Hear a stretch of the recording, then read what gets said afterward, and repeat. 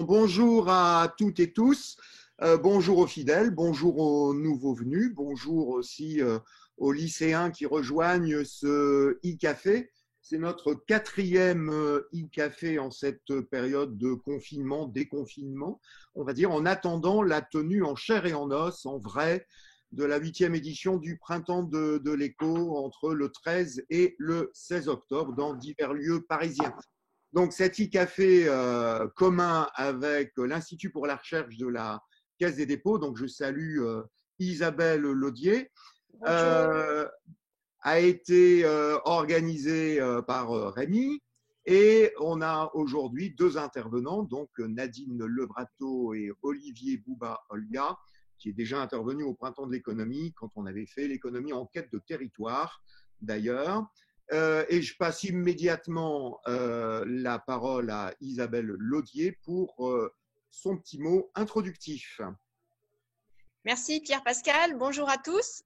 C'est une première pour moi de parler devant l'écran, donc j'espère que ça va bien se passer. Donc merci Pierre-Pascal. Alors je voulais juste rappeler en quelques mots la raison de ce partenariat et de la co-organisation de cet e-café sur les enjeux des inégalités territoriales. Donc je suis donc Isabelle Laudier, responsable de l'Institut pour la recherche de la Caisse des dépôts, qui a pour mission de soutenir des travaux de recherche en lien avec les 5 métiers du groupe Caisse des dépôts, où ces priorités stratégiques qui sont aujourd'hui les enjeux territoriaux, et là on va y revenir, les enjeux de la transition écologique et les enjeux de la cohésion sociale. Donc, nous agissons via des partenariats avec des équipes de recherche, nous soutenons des chaires, nous avons également des partenariats avec des think tanks, mais également des partenariats événementiels comme celui que nous avons avec le Printemps de l'économie que nous soutenons maintenant depuis quelques années. Donc, c'est dans ce cadre que nous co-organisons cette conférence de ce matin et nous serons ravis, en effet, de pouvoir se joindre à l'équipe du Printemps de l'économie en octobre en présentiel, on le souhaite. Nous avons deux intervenants aujourd'hui à partir du papier qui est sorti dans la plateforme The Conversation signé par Nadine Levrato, donc qui est directrice de recherche au CNRS au sein du laboratoire économique de l'Université Paris-Nanterre. Donc, nous travaillons depuis un certain nombre d'années avec Nadine et Denis, d'ailleurs, Nadine Levrato et Denis Carré, sur les enjeux des territoires. On a eu ce premier partenariat sur les effets territoriaux, les facteurs locaux de la croissance des territoires, avec la DCF. Nous sommes en partenariat en ce moment avec l'ANCT sur les dynamiques des métropoles et des villes moyennes. Et nous sommes ravis donc d'écouter Nadine sur ce papier sur les inégalités territoriales révélées par la crise sanitaire. Et nous aurons ensuite une discussion par Olivier, mais que je présenterai tout à l'heure. Voilà, alors quelques mots pour expliquer ce qui nous a amené à faire cette recherche. Comme l'a dit Isabelle, au sein d'Economics, nous sommes une équipe avec des chercheurs qui travaillent sur la question des territoires et de manière générale qui faisons de l'économie géographique. Et lorsqu'on a vu apparaître les données à l'échelle des départements en France, les cartes nous ont étrangement rappelé des choses que nous faisions par ailleurs sur les dynamiques d'emploi, les dynamiques des entreprises, etc. Et on s'est dit qu'il y avait peut-être des révélations à trouver à travers l'utilisation de ces données. Donc, la première question à éclairer, c'est pourquoi finalement se pencher sur la question des déterminants socio-économiques localisés et quel est l'intérêt de mener ce genre de recherche. Alors, quand il y a un événement sanitaire comme celui qui vient de se produire, on a une première approche que je qualifierais, alors peut-être caricaturalement, de naïve, qui prend deux versions. La première forme, c'est ça se passe ici, c'est la faute à pas de chance, ça devait arriver, et donc on a pratiquement une vision un peu aléatoire du phénomène. La deuxième, elle reste naïve, mais un peu plus rationalisée, c'est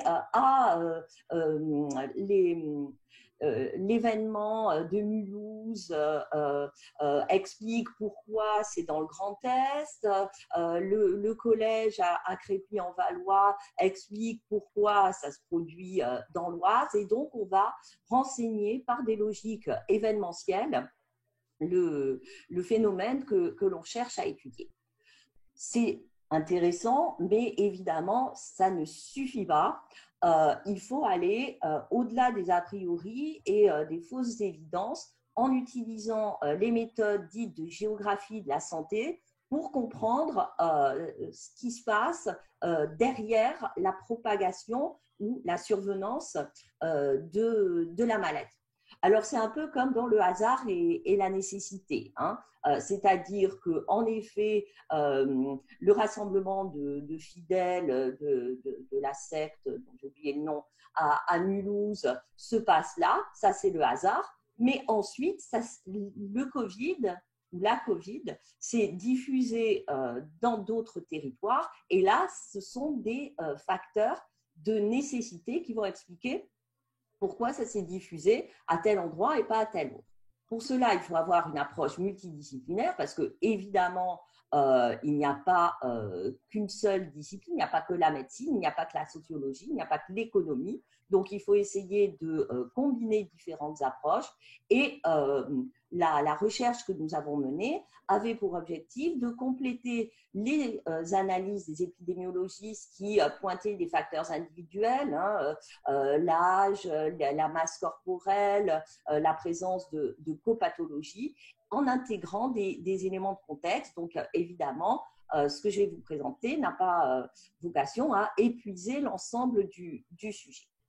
Alors, l'intérêt de ce type de démarche pour la Covid-19, c'est que nous avons tous entendu la presse s'emparer du terme cluster, pour dire foyer, dès le début de l'épidémie. Et le terme cluster, c'est justement un terme de géographie économique ou d'économie géographique. En plus, on a vu des cartes qui montraient bien que les données étaient très structurées spatialement et qu'il y avait une grande stabilité dans le temps et dans les indicateurs des répartitions de la Covid. Et en plus, avec ces éléments de nature socio-économique, on apporte des éléments d'aide à la décision pour les politiques de santé. Alors, un petit rappel, hein, ces cartes, on les a vues maintes fois, mais juste pour poser les fondements de l'analyse. Première carte, le taux d'hospitalisation pour des motifs de Covid-19 par département, avec ici une répartition par décile qui montre bien le caractère non aléatoire et bien structuré des données avec le cluster du nord-est, un grand bassin parisien et une petite descente le long de la vallée du Rhône. Donc, ce sont des données qui ont été collectées au mois d'avril, mais enfin, je n'ai pas mis les cartes à jour, mais si on regarde les cartes au 10 mai, on retrouve exactement la même structure, donc c'est très stable dans le temps. Même type de carte pour les taux de décès cette fois, qui sont dus à la Covid en milieu hospitalier. Et c'est encore renforcé si on prend les EHPAD. On a tous entendu que plus de la moitié des décès étaient survenus dans les EHPAD. Et on retrouve cette même structure spatiale, encore plus marquée, mais avec la même géométrie d'ensemble que l'on voit enfin quand on regarde les taux de surmortalité par département. Donc là, on ne regarde pas les causes des décès, mais simplement, on fait le décompte des personnes qui sont décédées en 2020 sur la période du 1er mars à la fin avril. Et on compare à la moyenne de 2018 et 2019. Pourquoi faire une moyenne? Parce qu'en fait, les épisodes de grippe au cours de ces 2 années ont été très différents et donc on a moyennisé les 2 dernières années pour avoir quelque chose de stable. Et là, on s'aperçoit que parmi les départements en jaune, donc où il n'y a pas de surmortalité, certains ont même connu une sous-mortalité, c'est-à-dire qu'il y a eu moins de décès dans le sud-ouest et dans une partie de la Bretagne, en 2020, il y en avait eu en moyenne en 2018 et 2019.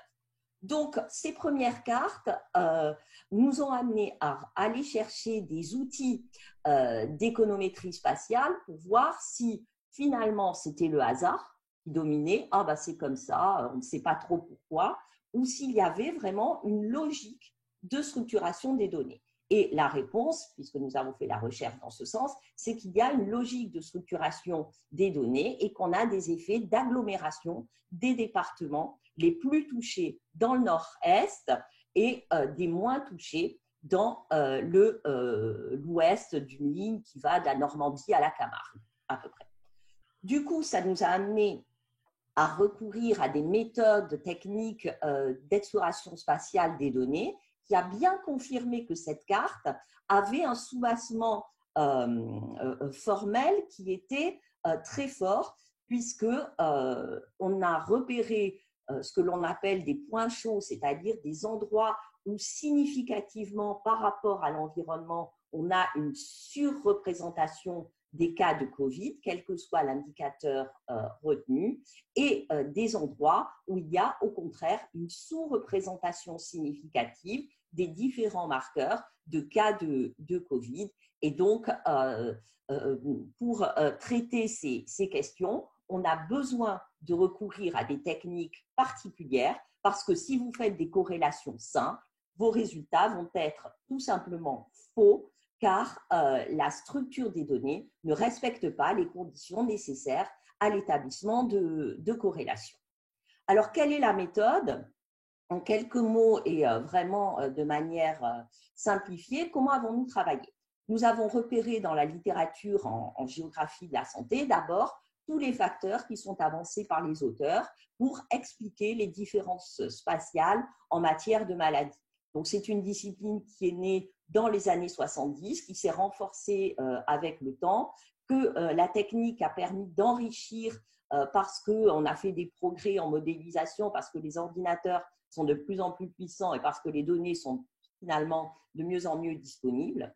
Ensuite, nous avons identifié les meilleurs proxys, c'est-à-dire les meilleures variables qui permettent de refléter les facteurs identifiés dans la littérature.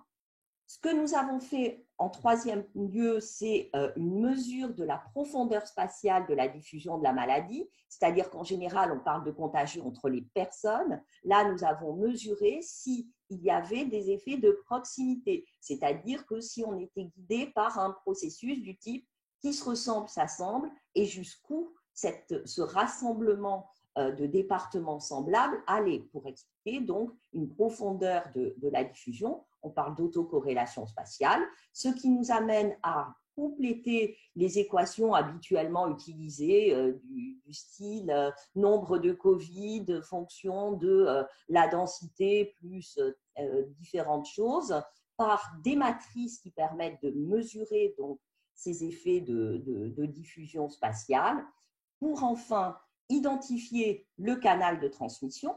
Est-ce que c'est la maladie qui transmet la contagion aux autres départements ou est-ce que ce sont par exemple des choses qu'on aurait oublié de prendre en compte comme les transports ou les déplacements de personnes?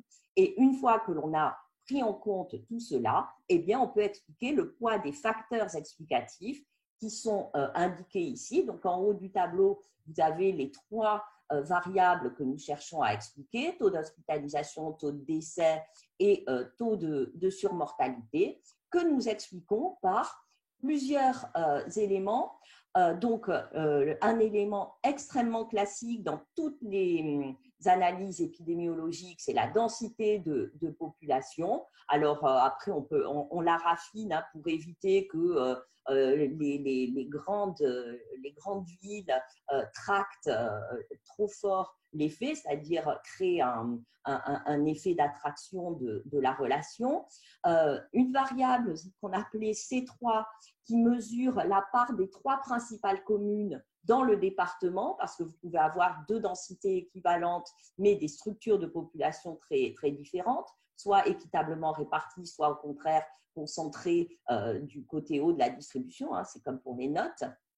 La part des ouvriers, la part des inactifs, la part des ouvriers parce que ce sont eux qui sont le plus exposés et qui ont été le moins en télétravail, le taux des inactifs pour la même raison, parce que ça permet de voir si les étudiants, puisque ce sont les plus de 15 ans, et les retraités expliquent cette différence, les écarts de niveau de vie parce qu'il y a un effet social, le nombre de services d'urgence pour indiquer l'état du système sanitaire. On a contrôlé avec le nombre de médecins et le nombre de pharmacies, ça marche pareil. La part des résidences secondaires, parce que souvenez-vous, au début juste après l'annonce du confinement, il a été question dans la presse, à la radio, à la télé, des personnes qui vivent dans les métropoles qui allaient se réfugier à l'île de Ré ou en Normandie,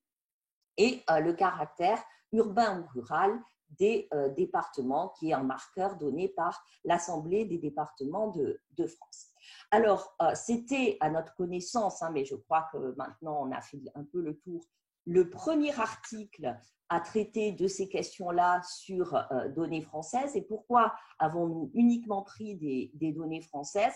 Parce que les comparaisons internationales sur la question sont rendues actuellement extrêmement délicates par les différences de comptage, par les différences de tests et par les différences de systèmes statistiques. Donc, pour l'instant, personne, sauf à faire des comparaisons comme l'a fait le Johns Hopkins Institute, on met des courbes côte à côte et on voit comment ça évolue, mais au-delà de ces descriptifs très généraux, personne ne peut se risquer actuellement à faire des analyses de données à partir d'éléments internationaux. Donc, il y a un papier sur l'Italie, il y a un papier sur la France, mais les comparaisons internationales n'ont pas grand sens en fait. Donc, qu'est-ce que nous avons trouvé? Eh bien, nous avons trouvé des éléments assez stables dans les modèles. Alors, si vous allez voir le papier, vous ne trouverez pas la part des 3 plus grandes communes. On l'a testé hier matin, en fait, avec Mounir Hamdaoud et Giuseppe Arcuri, qui sont les 2 co-auteurs du papier. Donc, nous trouvons un effet positif de la densité de population, c'est-à-dire que plus les territoires sont denses, plus il y a de décès, d'hospitalisation et de surmortalité. Même chose pour la part dans des 3 plus grandes communes. Donc, on a bien un effet de surconcentration qui s'ajoute à la densité. La part d'ouvriers joue un rôle également positif. Les inactifs, on le voit, n'ont pas d'effet perceptible. En revanche, les écarts de niveau de vie, c'est-à-dire le rapport entre les 10% les revenus les plus faibles et 10% les revenus les plus élevés, joue bien un effet, ce qui montre que les inégalités sociales expliquent la situation sanitaire. Et le nombre de services d'urgence, heureusement, ou le nombre de médecins arrive pour tempérer l'effet positif de ces variables. Et vous voyez que la profondeur de l'effet de diffusion que j'ai mis en rouge montre bien qu'il y a eu des effets de propagation au niveau des départements. Alors, ce que ce travail a confirmé comme intuition, c'est qu'il y a bien un effet positif de la densité et de la concentration. Donc, ce que l'on trouve pour d'autres épidémies, y compris pour la peste, puisque ceux qui font de l'histoire épidémiologique ont retrouvé la même chose, se retrouve dans le cas de la Covid. Un effet positif de la part d'ouvriers qui étaient plus exposés que les autres catégories socio-professionnelles, puisqu'ils ont dû assurer le plan de continuation de l'activité, et le nombre de services d'urgence de médecins et de pharmacies qui vient tempérer la progression de la maladie. Les surprises que l'on a eues, c'est cet effet positif et très significatif des inégalités sociales, l'absence d'influence des résidences secondaires, alors qu'il en avait été fait grand bruit. De même que nous l'avons testé, ça n'a pas été mis dans le modèle parce que ça n'apportait rien du tout, les fameuses données d'Orange sur les déplacements de population après l'annonce du confinement Nous n'avons jamais trouvé d'influence de ces mouvements de population. Et ce qui nous a surpris aussi, c'est l'importance de l'effet de profondeur, donc de cet effet de diffusion spatiale de la maladie d'un département à l'autre. Alors, j'ai repris l'infographie de l'article du Monde pour illustrer cette question par le cas emblématique de la Seine-Saint-Denis, qui est l'un des départements les plus touchés par l'épidémie de Covid-19, qui présente à peu près tous les marqueurs que l'on a identifiés dans nos modèles, des risques économiques, des risques sanitaires, des risques sociaux. Et c'est vraiment le cas type du département qui confirme l'importance et la pertinence d'une analyse géographique et socio-économique du sujet. Dans ce département, il n'y a pas eu de hasard, pas eu de réunion de secte, pas de cluster dans un collège non détecté à temps comme à Crépy en Valois. Ce sont vraiment les conditions nécessaires, donc les variables que l'on introduit dans le modèle, qui expliquent ce taux de surmortalité extrêmement important que l'on a observé dans le département. Et l'analyse des professions qui sont dominantes dans le département vient confirmer également que cette part d'ouvriers qui ont été exposés par leur métier au virus est également un facteur qu'il faut absolument prendre en compte pour expliquer cette question. Alors, en conclusion, les résultats à retenir, c'est que les éléments qui sont liés au contexte économique, démographique et social se combinent et interviennent en commun pour expliquer la probabilité d'attraper le coronavirus et ses conséquences plus ou moins graves, que les départements les plus denses, ceux dans lesquels la population est concentrée sur un petit nombre de communes, ceux qui présentent la plus forte part d'ouvriers et les plus inégalitaires, sont aussi les plus vulnérables. Et souvent dans ces départements, parce que les ressources publiques sont moins importantes que dans les autres, le système de santé est également plus fragile. Et à quoi ça sert du coup tout ça?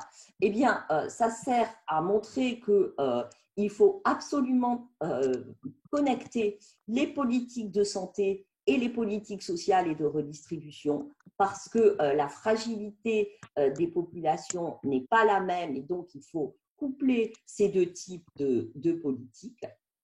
Que les politiques de santé reflètent finalement l'inégalité d'accès aux services publics et que donc il doit y avoir une forme de péréquation aussi qui peut exister dans ce domaine et que pour que cette péréquation soit efficace, il faut favoriser encore plus qu'elle ne l'est actuellement à travers les agences régionales de santé, une politique micro-locale des politiques des systèmes de santé. Alors là, c'est à l'échelle du département, mais on pourrait imaginer d'autres mailles territoriales, peut-être les EPCI, je ne sais pas. Pour l'instant, les données ne sont pas assez fines sur le plan géographique pour déterminer quel est le niveau pertinent. Mais quoi qu'il en soit, ce type d'article plaide, ce type de recherche plaide pour une localisation fine des politiques de santé. Donc, je vous remercie pour votre attention. Merci de nouveau au Printemps de l'économie de me donner l'occasion de présenter cette recherche que vous trouverez en ligne sur le site d'Economics ou, comme cela a été rappelé par Isabelle, sur le site de The Conversation, donc papier coécrit par Mounir Amdaoud, Giuseppe Arcuri et moi-même. Merci. Merci beaucoup. Merci beaucoup, Nadine. Donc, je pense qu'on va enchaîner tout de suite avec la discussion par Olivier Bouba-Olga. Donc, quelques mots de présentation d'Olivier que tout le monde connaît. Donc, professeur d'aménagement et d'urbanisme à l'Université de Poitiers, connu pour tous ses travaux portant sur la géographie économique et l'analyse des dynamiques territoriales. Nous avons travaillé avec Olivier, notamment sur la diversité territoriale, et une partie de ses résultats a donné lieu à l'ouvrage Dynamique territoriale, éloge de la diversité. Comme Nadine, d'ailleurs, nous travaillons aussi avec Olivier dans le cadre de l'Observatoire des territoires d'industrie. Donc, Olivier, quelles sont tes remarques concernant cette analyse statistique? D'accord. Bonjour à tous et merci effectivement de me donner l'occasion de réagir au travail de Nadine. J'ai préparé un petit diaporama pour structurer un petit peu mon sentiment. Je pense qu'il y a quand même j'ai beaucoup de questions, j'ai aucune réponse. Donc c'est des questions aussi que j'aimerais bien qu'on échange avec Nadine par rapport à ça. Quelques éléments de réflexion par rapport à la géographie de l'épidémie. Ce que montre le papier de Nadine, je pense que c'est quand même quelque chose qu'il faut toujours garder en tête, c'est l'importance de la géographie de cette épidémie. On n'a pas une épidémie qui se diffuse à l'ensemble des territoires, on a une géographie très marquée. Donc dans l'article, Nadine n'a pas présenté les cartes, mais je vous invite vraiment à aller voir dans l'article aussi les cartes sur l'autocorrélation spatiale qui montrent un peu les effets de proximité, l'importance des effets de proximité. On a des zones qui sont contaminées, on va dire, plus touchées que d'autres par l'épidémie, et les zones proches de Mulhouse, sont très touchées. Puis à l'inverse, partie ouest, des zones beaucoup moins touchées. Donc la géographie compte. C'est un résultat qu'on a sur plein de sujets. C'est un résultat qu'on a aussi pour cette épidémie. Alors, les quelques éléments de réflexion que je voulais mettre en débat, ça tournait autour de ça. On a une épidémie qui est très concentrée géographiquement. Alors, comme l'a dit Nadine, il faut faire attention aux comparaisons internationales, mais malgré tout, quand on regarde un peu les chiffres, avec les sources disponibles, on s'aperçoit que cette épidémie est très concentrée géographiquement. Dans le cas de la France, si vous prenez les deux régions les plus touchées, c'est Grand Est et l'Île-de-France, je vais me focaliser sur une variable, c'est les décès. Ces deux régions-là, sur 13 régions de France métropolitaine, concentrent 58% des décès. On a une épidémie aussi très concentrée en Espagne. Les deux premières régions espagnoles, la région de Madrid et la Catalogne, concentrent 53% des décès. Idem en Italie, c'est même plus fort en Italie. La Lombardie, alors, est très très touchée par l'épidémie, et l'Émilie-Romagne également. Ces deux régions concentrent 62% des décès. Idem aux États-Unis, si on regarde un peu la concentration géographique des décès à l'échelle des États américains, les deux premiers États, l'État de New York et le New Jersey, concentrent donc sur 50 États, concentrent 46% des décès. Donc, c'est un premier résultat fort et qui est assez atypique quand on interroge les épidémiologistes par rapport à ce qu'on observe, par exemple, dans le cas d'épidémie de grippe. Les épidémies de grippe sont beaucoup plus homogènes géographiquement. Là, pour le Covid, on a ce résultat qui a surpris tout le monde et qui a surpris y compris les épidémiologistes et qui leur a fait réviser un peu leur schéma de pensée parce que tout le monde s'est focalisé sur le cas, tout le monde a fait comme si on avait affaire à une grippe, alors plus violente, plus virulente, mais en fait, géographiquement, on a quelque chose de très, très différent. Donc, concentration géographique forte de l'épidémie. Et deuxième élément qui est bien mis en évidence par Nadine, l'idée que cette concentration géographique est stable dans le temps. Ça bouge pas trop en fait. On n'a pas quelque chose de concentré qui démarre à un endroit et qui se diffuse partout. Ça reste concentré géographiquement.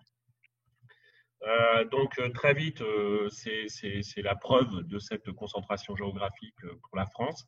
Donc là, c'est le graphique des taux de mortalité, donc cumulés dans le temps à l'échelle des régions françaises.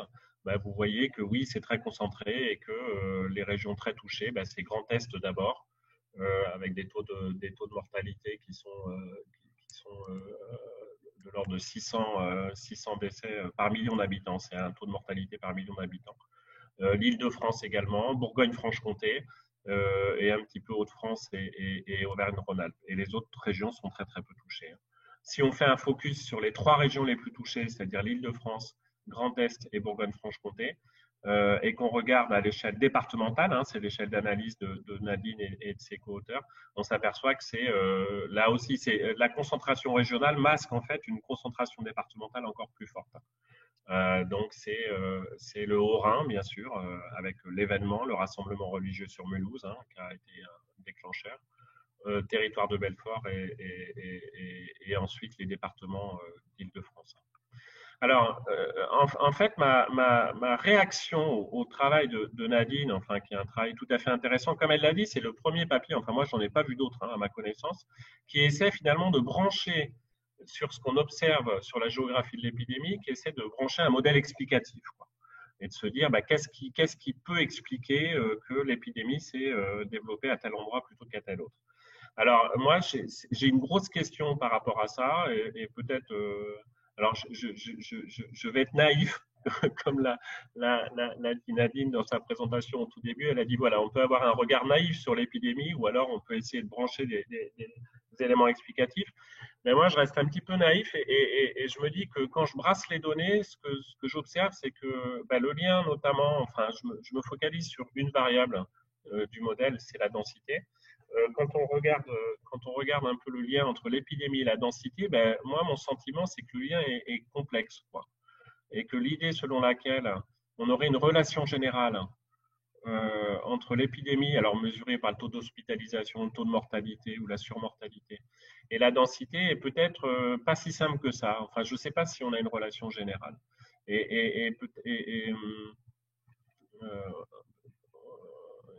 Enfin, bon, je vais avancer dans mon argumentaire. Et puis, c'est vrai que c'est surtout autour de ça que j'aimerais interroger Nadine. Si on regarde le cas français, j'ai représenté un nuage de points. Donc, sur la partie gauche de mon diaporama, vous voyez, j'ai repris l'ensemble des départements et j'ai fait un nuage de points avec en abscisse la densité, alors en logarithme, hein, parce qu'on a des valeurs extrêmes assez fortes, évidemment en Île-de-France notamment. Et puis en ordonnée, donc le taux de mortalité, le nombre de décès par million d'habitants.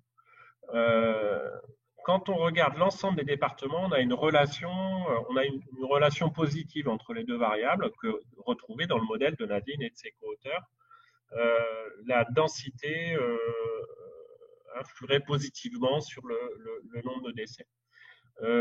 Mon interrogation, c'est est-ce que c'est une relation générale ou est-ce que c'est lié aux valeurs particulières d'une région très atypique en France, l'Île-de-France.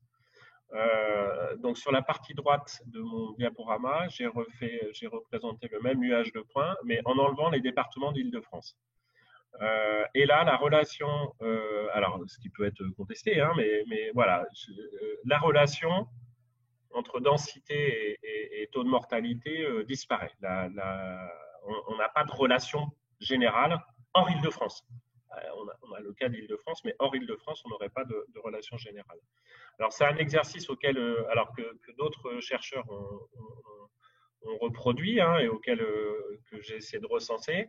On a la même idée au Royaume-Uni. Dans le cas britannique, hein, donc on a une chercheuse qui a regardé la corrélation entre la densité et donc là, c'est pas le taux de mortalité, c'est le nombre de cas par habitant.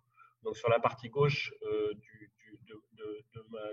de mon diaporama, on a un R2, hein, donc qui nous donne un peu le pouvoir explicatif de la variable densité, un R2 assez élevé, qui est près de 0,5, quand on intègre l'ensemble des territoires. Et sur la partie droite, même nuage de points en enlevant Londres. Et donc là aussi, on a disparition de la relation entre densité et le nombre de cas par habitant. Dans le cas américain, je suis livré au même exercice. Dans le cas américain, idem. Quand on intègre l'ensemble des États américains, on a une relation positive entre densité et taux de mortalité. Donc là, c'est le nombre de décès de nouveau.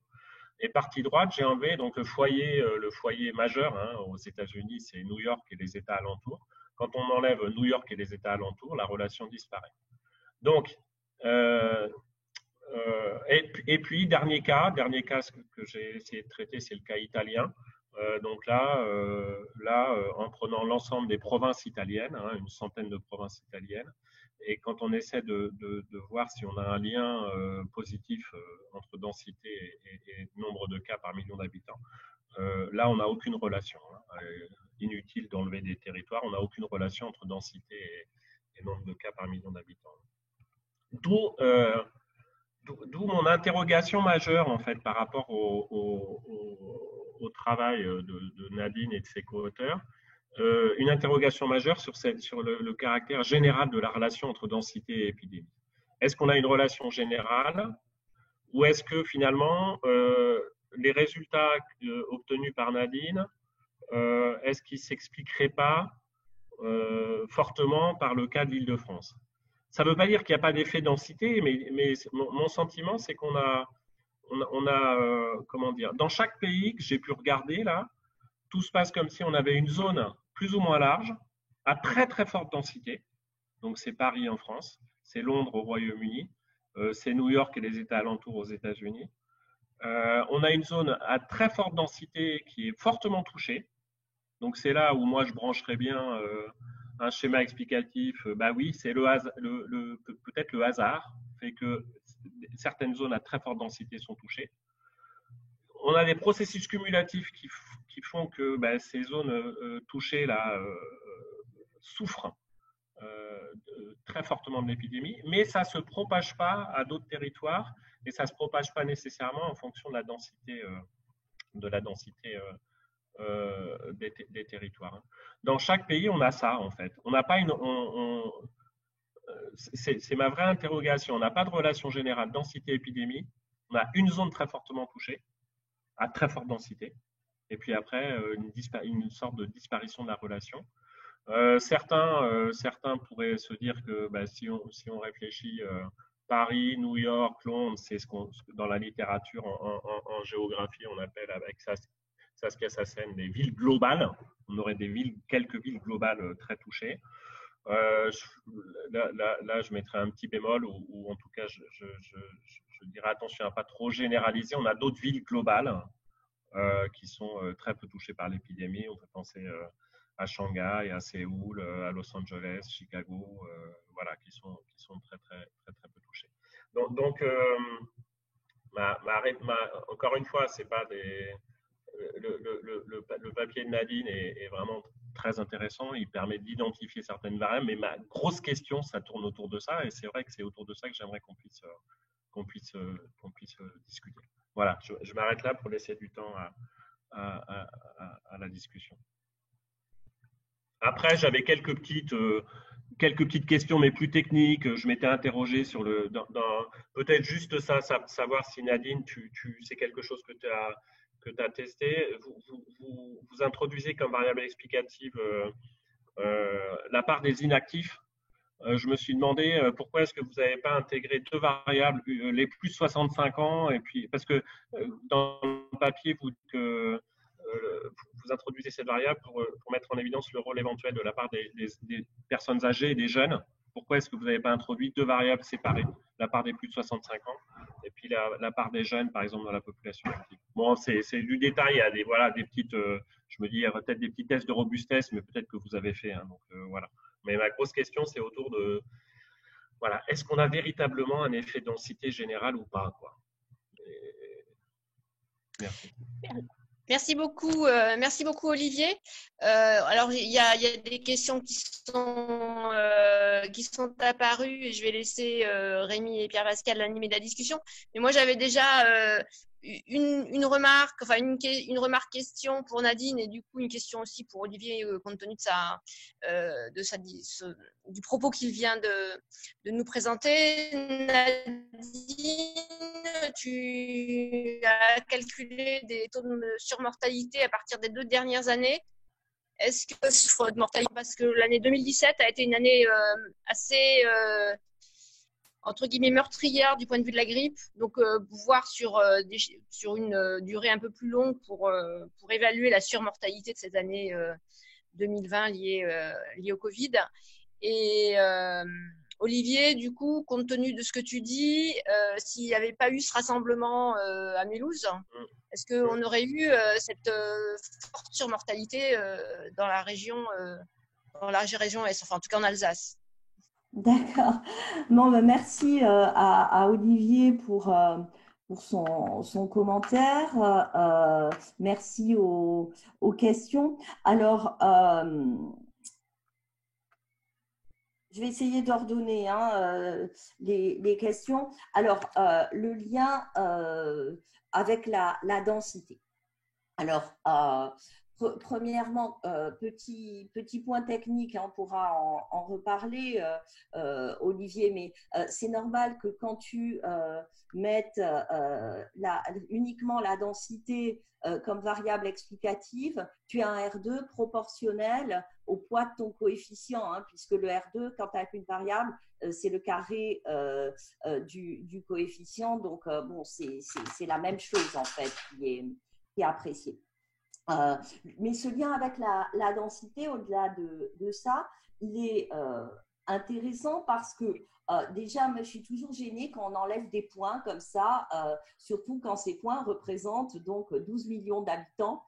Sortir l'Île-de-France du territoire français, c'est assez gênant compte tenu de l'importance de la région, même si je comprends l'astuce qui conduisent à dire bon, bah, je sors ça parce que bah, c'est ça qui tire. Mais ils sont, enfin, en même temps, ces points, ils existent. Donc, on ne peut pas ne pas en tenir compte, surtout lorsque, comme nous, on mesure des effets de diffusion, parce que supprimer l'Île-de-France, ça conduirait à faire un trou au milieu du territoire français. Et donc, considérer que Lyon, l'Aube, etc., tous les départements, le Loiret, tous les départements limitrophes de l'Île-de-France bah, sont comme des presqu'îles, ce qui serait évidemment faux. Pour autant, cette question de la densité, elle est intéressante quand on regarde les cartes d'autocorrélation spatiale dont tu as parlé, qui sont en effet dans l'article, parce que on voit que des secteurs donc, qui sont des points chauds, où la Covid-19 a causé plus d'hospitalisations, plus de décès et où il y a plus de surmortalité, en fait, ils sont séparés par des départements où la densité est très faible. Et donc, c'est comme si on avait eu un effet cumulé qui s'est produit à un moment donné entre le confinement qui a été mis en place et ces départements à faible densité qui, en plus, ont fait effet de barrière sanitaire, puisque la densité joue. Quand la maladie va atteindre des zones où la densité est faible, eh bien justement, elle va moins se propager. Donc, il y a une forme d'effet de cordon sanitaire de la part de ces départements. Et on voit qu'autour de l'Île-de-France, donc les franges de l'Île-de-France, ont des taux de densité très faibles. Et la partie ouest, le croissant ouest de la région Grand Est également. Donc, on a eu un double effet, si vous voulez, entre le confinement et ces départements barrières. Pour le cas de l'Italie, alors c'est en effet un cas assez intéressant parce qu'on a un gradient nord-sud, comme d'habitude pour l'Italie d'ailleurs, donc il y a le papier de Sébastien Bourdin, Fabien Nadou et deux autres co-auteurs dont j'oublie le nom et je suis vraiment désolée, qui a regardé l'effet du confinement sur l'Italie et qui montre donc avec des analyses semblables aux nôtres un effet du confinement. Et ce gradient nord-sud que l'on trouve sur l'Italie, moi, ça m'a vraiment rappelé la présentation des épidémies que fait Jared Diamond dans le grand effondrement, où on voit qu'en général, les épidémies se déplacent de l'Est vers l'Ouest. Et en fait, c'est exactement ce qui s'est produit en France et beaucoup moins le long d'un axe nord-sud. Donc, peut-être que justement, le schéma de Jared Diamond pourrait être pertinent pour l'Italie. En tout cas, il l'est pour la France à une échelle moindre, bien sûr, puisque lui, il fait de l'histoire globale. sur l'introduction des plus de 65 ans et de la part des jeunes. Alors, le problème quand on prend la variable plus de 65 ans, c'est qu'en fait, les personnes âgées sont principalement localisées là où il n'y a pas eu de Covid. Si on regarde, si on superpose les deux cartes, hein, comme si on avait des calques, les départements ruraux où la densité est faible, ce sont également souvent ceux où il y a le plus de personnes âgées. Donc, le sud-ouest est typique de ça. Or, dans le sud-ouest, il y a eu moins de décès en 2020 qu'il y en a eu en 2018 et 2019. Donc, non seulement ils n'ont pas été beaucoup touchés par l'épidémie, mais ils ont même eu moins de décès qu'au cours des 2 années précédentes. Et on n'a pas les décès par département quotidien pour 2017. En tout cas, pas encore. L'INSEE ne les a pas mis dans ces tableaux de surmortalité. Pour l'instant, on n'a que les 2 années précédentes, mais qui sont quand même très différentes en ce qui concerne l'épidémie de grippe. Et si elle a été très violente en 2017, on aurait des taux de surmortalité encore plus faibles, voire encore plus de taux de sous-mortalité.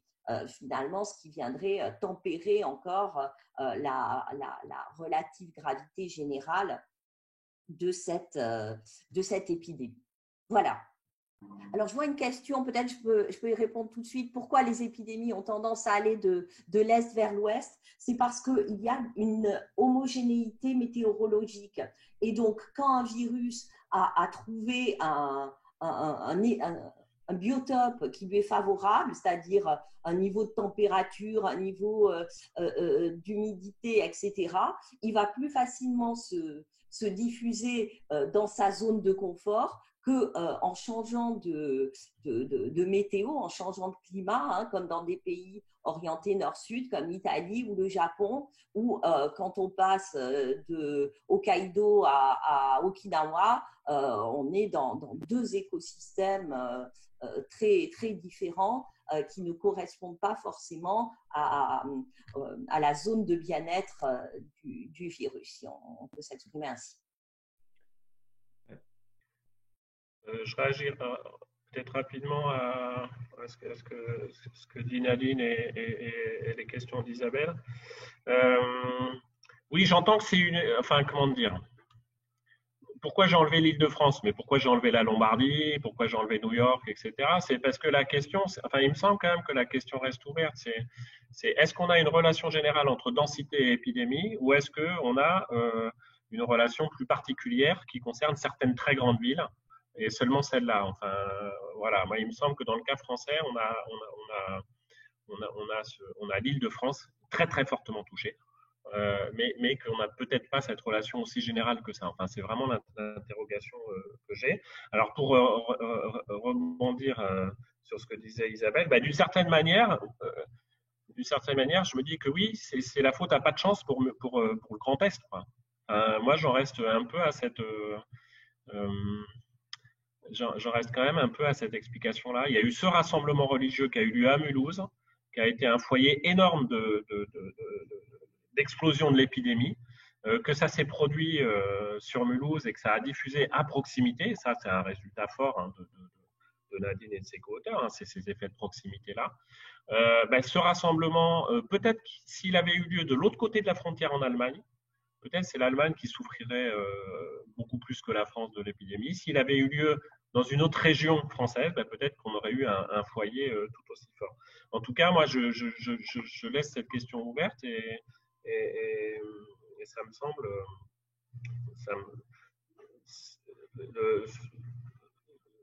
là où j'en suis de ma réflexion, j'ai tendance à dire que l'épidémie, oui, c'est un mélange de hasard et de nécessité, pour reprendre ce que disait Nadine. Ça a frappé à certains endroits, puis ensuite on a des processus cumulatifs locaux qui sont développés et qui font que l'épidémie s'est fortement développée. Peut-être j'en profite aussi sur l'autre question sur la surmortalité, simplement pour signaler qu'il y a des collègues, notamment Baptiste Coudemont, qui a fait des graphiques très très intéressants pour mettre en évidence la surmortalité liée au Covid, embrassant des chiffres sur la mortalité depuis 2000, en fait, 2001, il me semble, de 2001 à 2020. Et on a une forte surmortalité, c'est clair. Alors, on a eu un autre pic de surmortalité sur cette période-là, c'est la canicule de 2003, mais un pic beaucoup plus restreint temporellement, on va dire, et donc a causé moins de décès que ce qu'on connaît aujourd'hui. Mais toujours est-il que ça montre clairement qu'on a une forte surmortalité 2020. Enfin, là, ça fait pas de débat, y compris quand on prend plus de recul temporel. Voilà. Je vais peut-être poser quelques questions que j'ai prises ici sur le Conversé directement. Là, donc, il y a une question qui est récurrente, qui revient, c'est la question de savoir les chiffres de mortalité. Est-ce qu'ils sont liés à la comptabilisation par rapport au lieu de décès, au lieu de domicile? Donc ça, tu peux répondre peut-être directement, Nadine ou Olivier. Mais Oui, alors c'est très compliqué en fait. Les chiffres liés au décès et aux hospitalisations aussi sont très compliqués. Vous êtes au courant qu'au début, on ne comptait pas les décès dans les EHPAD. On sait aujourd'hui que plus de la moitié des décès ont eu lieu dans les EHPAD, que la très très large majorité, c'est une ressemblance avec la canicule de 2003, hein, concerne des personnes âgées, voire très âgées. Donc, en fait, ce qui serait intéressant, c'est de regarder les taux de mortalité et de surmortalité par classe d'âge. Puisque tout le monde n'a pas été touché. Hein, Dieu merci, les enfants, les plus jeunes, non. Il n'y a quasiment pas de décès. On le voit très bien dans les données de l'INED et de Santé publique France. Donc, les décès, en fait, ce sont les déclarations électroniques qui sont comptabilisées. Si vous faites la somme des décès au niveau national et des décès par département, vous allez trouver des écarts. Alors, c'est embêtant quand on veut compter le nombre de décès, mais comme en structure, c'est pareil, quand on fait des analyses territorialisées, ce n'est pas grave. Ce que l'on compte, donc, ce sont au départ les décès dans les hôpitaux, donc c'est au lieu de décès, hein, l'hôpital ou le domicile ou l'EHPAD. Et au début, on n'avait que les hôpitaux. Alors là, il y a a priori très peu de gens qui sont décédés à leur domicile, mais on avait une sous-évaluation du nombre total parce qu'on comptait seulement les hôpitaux, c'est-à-dire qu'on est passé à côté de la moitié des décès dans un premier temps. donc, si je comprends bien, quand c'est décès à l'hôpital, c'est le lieu de décès qui est enregistré. Oui. Oui. En fait, la seule information que l'on ait, c'est le lieu et maintenant l'âge des personnes qui sont et le genre. Donc voilà, ce sont les seuls éléments que l'on a. On n'a pas d'éléments sur les catégories socio-professionnelles. Donc ce sont des catégories très standards qui sont utilisées. Introduit, peut-être juste pour dire que ça peut introduire des petits biais, le fait qu'on recense à l'hôpital. Parmi les départements très touchés, on a le territoire de Belfort. Donc les éléments explicatifs c'est parce que l'hôpital de Belfort-Montbéliard accueille des patients des départements limitrophes aussi. Hein. Donc le fait qu'on ait une localité, voilà, ça peut introduire, il faut le garder en tête, hein, ça peut introduire des petits biais dans certains cas. Il y a quelqu'un qui réagit là en direct, je vois CFDT Blancard, Patricia Blancard, bonjour. L'INSEE comptabilise les décès provenant de chaque commune qui ont 8 jours pour faire cette déclaration. Voilà, 85% pour une déclaration électronique. Mais ce n'est pas forcément les données que Nadine a utilisées, c'est ça? Non, c'est ça. C'est ça. C'est ça. Et il a fallu du temps pour consolider. Et puis, par exemple, au début, Marseille a connu un problème technique qui a duré une quinzaine de jours. On a eu 15 jours de retard sur les déclarations des Bouches-du-Rhône. Voilà, donc, comme toujours, on travaille avec les données qu'on a, hein, évidemment. On pourrait en espérer de meilleures. Par exemple, l'échelle départementale tout le monde est d'accord sur le fait que ce n'est pas la meilleure qui existe, mais elle a le mérite d'exister. Donc, on peut déjà travailler avec ça et pour l'instant, il n'y a rien de mieux. On a des éléments par commune, mais ça reste encore très limité. Donc, voilà, on continue à travailler sur ces données géoréférencées. Pour nous, c'est un projet, mais pour l'instant, on reste à l'échelle du département. Donc, est-ce qu'on peut espérer qu'avec avec ces données de l'INSEE qui remontent également maintenant au niveau communal, puisqu'en fait, il y a des communes qui déclarent les décès, on pourra faire un travail infra-départemental plus fin, peut-être. Il y a déjà, en fait, l'INSEE a déjà fait des choses. Hein. L'INSEE a déjà fait des choses avec embrassant des statistiques à l'échelle des communes, et notamment l'INSEE a interrogé ce lien densité et taux de et surmortalité. Et le résultat, c'est qu'on a une surmortalité forte quand on intègre l'ensemble des communes de France, surmortalité liée à la densité. Mais le lien à la densité diminue là aussi. Donc, ils ont fait un peu comme ce que j'ai fait, c'est-à-dire ils ont aussi regardé le lien hors Île-de-France.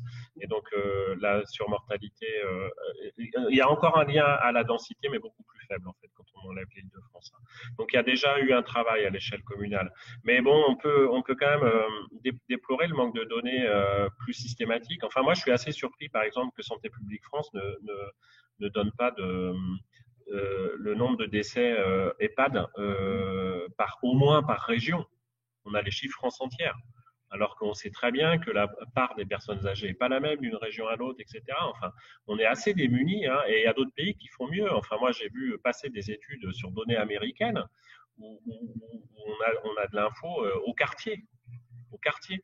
On voit un peu, alors en l'occurrence, c'était des données sur est-ce que les gens ont bougé après la décision de confiner dans l'État de New York, et on voit un peu, en France, on est un peu démunis. Alors déjà, c'est pas mal de pouvoir raisonner à l'échelle départementale, mais c'est vrai qu'on aimerait quand même des données plus fines, et puis au moins des données un peu plus exhaustives, parce qu'on a Santé publique France, on a les décès en hôpitaux à l'échelle départementale, on n'a pas les décès EHPAD. Or, pour appuyer sur ce point-là, cette épidémie révèle aussi le scandale des EHPAD. Hein. C'est quand même un produit joint de l'épidémie de Covid qu'on avait déjà mis en évidence en 2003, qu'on retrouve, qui n'est pas nouveau. Le groupe Corian, quand même, a été sous les projecteurs avec d'abord les distributions de dividendes, le salaire de sa PDG, Sophie Boissard. Donc, l'hyperconcentration des entreprises dans ce secteur-là, sa financiarisation. Donc, il y a un sujet là-dessus aussi pour les personnes qui aimeraient travailler sur ces questions-là, puisque quand on comptabilise le nombre de décès en EHPAD et le nombre de personnes décédées à l'hôpital, mais provenant d'EHPAD, on est à 60% des décès. D'accord. Alors, je précise, je vais peut-être poser 3 questions suivantes. On va déborder de 10 minutes, ça c'est habituel. Personne ne peut nous virer de Zoom, donc on peut rester un peu plus longtemps, c'est bien. Par rapport à la densité, certaines questions en fait pointent le fait que derrière la densité peuvent se cacher d'autres variables, peut-être, ce que j'imagine vous avez dû corriger dans votre travail. Est-ce que la densité, parce que comment la densité agit-elle? Est-ce que c'est via les interactions sociales? Est-ce qu'il y a un lien entre la densité et la part des ouvriers dans les territoires? Est-ce qu'il y a un lien entre la densité aussi et le niveau d'inégalité? Certains demandent aussi pourquoi avoir testé le niveau d'inégalité de revenus et pas avoir testé en fait le niveau de revenus en valeur absolue, c'est-à-dire la richesse ou pauvreté relative des territoires. Et est-ce que ça peut avoir un effet ou pas? Directement. Et ensuite, sur les proximités, les effets de diffusion, est-ce qu'il y a une manière de tester les mobilités professionnelles? En fait, comment les mobilités professionnelles ont pu jouer sur la diffusion du virus et de la maladie? Et notamment aussi, donc, c'est une question qui rejoint celle-là, puisqu'en fait, vous avez testé la part des ouvriers, ce qui, je pense, parce que, comme tu l'as dit, Nadine, était une manière de tester en fait l'effet d'avoir des professions qui sont encore en activité pendant la période de confinement. Est-ce que vous avez inclus aussi la part des employés, puisqu'on sait en fait qu'il y a une partie des personnels qui travaillaient dans les hôpitaux qui sont catalogués comme dans un CSP employé. Voilà. C'est une batterie de questions. Voilà. Alors, la densité, oui, ça camoufle beaucoup de choses. C'est pour ça que d'ailleurs, on introduit d'autres variables dans le modèle pour corriger justement d'autres effets possibles. Et lorsqu'on prend la densité accompagnée d'une série d'autres variables, il y a le coefficient, donc le poids qui est associé à cette variable, va être débarrassé de la possible influence d'autres variables qui se trouveraient cachées derrière. Donc ça, c'est la première chose. En ce qui concerne les revenus, pourquoi ne pas avoir pris le niveau de revenu, mais avoir regardé les écarts interdéciles? Parce qu'en fait, le niveau de revenu, on a des données sur le revenu médian par département, mais ça indique simplement le nombre de la moitié qui est en dessous, la moitié qui est au-dessus de la valeur médiane, alors que l'écart interdécile illustre plus l'amplitude de la distribution, c'est-à-dire la coexistence d'inégalités sociales à l'intérieur du département. Et c'était ça qui nous intéressait, hein.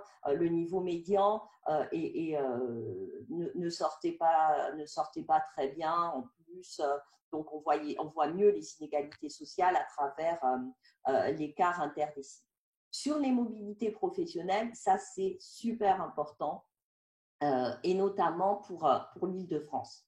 Quand vous regardez la superficie des zones d'emploi en Île-de-France, elle est très importante parce que les déplacements domicile-travail sont plus importants en Île-de-France, et notamment, vous avez beaucoup de gens qui travaillent en Seine-Saint-Denis, qui résident en Seine-Saint-Denis, pour reprendre ce cas, qui ne travaillent pas en Seine-Saint-Denis. Donc, on a un effet de diffusion d'un département à l'autre qui va être guidé par l'organisation du marché du travail et la stratification spatiale des régions. Et il y avait eu des travaux d'Elisabeth Tovar et Mathieu Lunel justement sur cette stratification de l'espace dans la région Île-de-France, qui montrait que c'était vraiment une région avec des systèmes locaux très spécialisés, soit dans le résidentiel, soit dans le productif ou le tertiaire, et que ces mouvements, évidemment, sont facteurs de diffusion. Quand vous regardez les Yvelines, la majorité des gens qui travaillent dans les Yvelines, alors vous avez une partie qui va à la Défense, mais le taux de personnes résidant et travaillant dans le département est supérieur à celui qu'on trouve en Seine-Saint-Denis ou dans le Val-de-Marne. Voilà, donc on a des différences comme ça. Alors, je ne connais pas aussi bien la structure de la région Grand Est, mais je présume aussi qu'il y a plus de déplacements entre Nancy et Metz que entre Reims et Troyes. Donc voilà, ça peut expliquer pourquoi on a aussi des effets de diffusion différents. Mais vraiment, parce que ce que je trouve le plus important et qu'il faudrait vraiment démêler, c'est cette combinaison du confinement et d'autres variables, donc peut-être avec une analyse d'événements ou quelque chose avant-après, mais voir un petit peu si on pouvait trouver des données plus fines pour traiter cette question. J'ai une question qui sera peut-être la question finale, mais qui est une question globale. On a Jean-Luc Gaffard qui est présent en ligne, qui était le précédent intervenant à ICAFE, donc on lui dit bonjour. Il demande, c'est peut-être la question qui englobe toutes les autres, quelles conséquences vos travaux, hein, Nadine et Olivier, peuvent avoir sur l'appréciation par rapport à la politique de confinement. Voilà. Donc peut-être Nadine et Olivier, ce qui permettra d'avoir un mot conclusif. Alors, tout d'abord, je salue Jean-Luc Gaffard, qui a été mon professeur à Nice. Donc, ça me fait très plaisir d'avoir une question de sa part. Les conséquences de la politique de confinement, mais justement, ce serait par une analyse dite de différence de différence. Qu'on pourrait la traiter, puisque on a la chance d'avoir tous les départements qui ont été confinés en même temps. Donc, on pourrait regarder si… alors, on ne peut pas avoir de contrefactuel, puisqu'il n'y a pas de département qui n'a pas été confiné, mais peut-être regarder la progression avant le confinement et la progression après le confinement, pour voir s'il y a des effets. Je sais que cette politique de confinement, elle est très discutée à l'échelle internationale, notamment, puisqu'on a un pays comme le Japon qui n'a pas confiné. Ils ont fermé les écoles un petit moment, mais c'est tout. On a le cas de la Suède, on a le cas de la Corée du Sud, où il n'y a pas eu de confinement. Et donc, c'est une question qui va évidemment être posée, parce que on ne connaît pas l'effet direct du confinement sur la maladie. On espère qu'il est favorable, mais par contre, l'OFCE mesure très bien l'effet du confinement sur la société dans son ensemble, et pas seulement sur le PIB, sur le chômage, sur le taux de pauvreté. Et donc, il va falloir mettre tout ça dans la balance pour comprendre un petit peu les effets de cette décision. Merci. Olivier. Olivier, ton micro est coupé. Oui, je rejoins ce qu'a dit Nadine. Moi j'ai envie de dire que le message le plus important, peut-être, c'est encore une fois, c'est que la géographie compte et que donc une politique sanitaire indifférenciée qui ne prend pas en compte cette géographie-là va taper à côté du sujet. Moi, j'ai quand même envie de dire que, à la limite, les résultats qu'on a sur cette géographie très marquée de l'épidémie, ça plaide plutôt pour ce qui a été fait, un déconfinement différencié selon les territoires, parce qu'on voit bien que l'ampleur du problème n'est pas du tout la même selon qu'on est à Mulhouse ou selon qu'on est à Bordeaux. Et donc ça plaide quand même pour des politiques décentralisées, pas que, parce que on s'aperçoit aussi que le fait qu'il y ait une régulation nationale, ça a par exemple permis aussi de mieux gérer l'ensemble des lits en réanimation disponibles à l'échelle française. Donc ça, on a besoin d'une régulation nationale, mais on a besoin aussi de différenciation à minima régionale, voire infrarégionale. Voilà, je pense que c'est le message numéro 1, quoi. La géographie compte, et donc il faut tenir compte de cette géographie pour mettre en œuvre les politiques, en l'occurrence de santé. Isabelle, Pierre-Pascal, un dernier mot, peut-être. Isabelle? Oui, il faut mettre le micro. Tu n'as pas mis ton micro, Isabelle. Oui, je disais merci beaucoup aux intervenants et merci à tous les auditeurs. On était ravis d'entendre ces présentations et on est partant pour un autre e-café. Pas de problème, Isabelle, on va y veiller. Pour moi, en guise de conclusion, bien sûr, je remercie les intervenants. Je remercie, vous étiez nombreux à suivre un petit peu ces échanges. En juste un mot, il y a une remarque de Gilles qui dit en fait, on a très peu de données et que puisqu'en ce moment, on a beaucoup d'argent, ce serait pas mal dans la production de données beaucoup plus fines et beaucoup plus nombreuses. Voilà, ce serait un bon investissement.